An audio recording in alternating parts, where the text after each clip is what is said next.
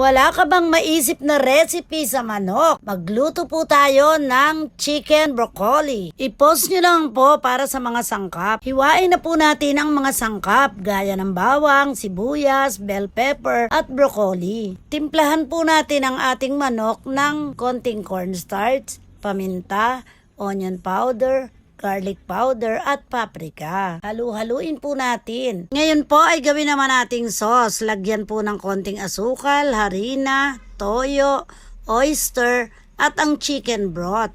Halu-haluin po nating mabuti at nang makuha po natin ang tamang timpla. At iset aside po muna natin. Magsimula na po tayong magprito ng ating manok. At pagluto na po ay iset aside po nating muli. At sa same pan po ay umpisahan na rin po natin ang paggigisa.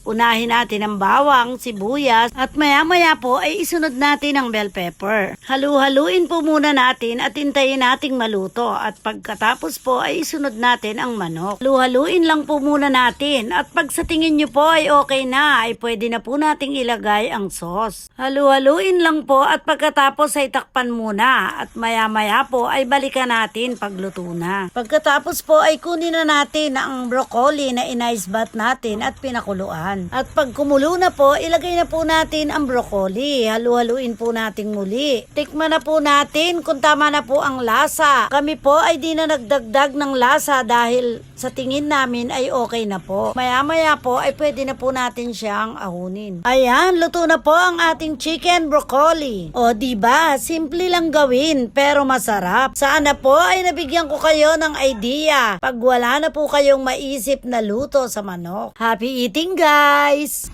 Luto na po ang ating stir-fried chicken broccoli. Tara, kain na po tayo!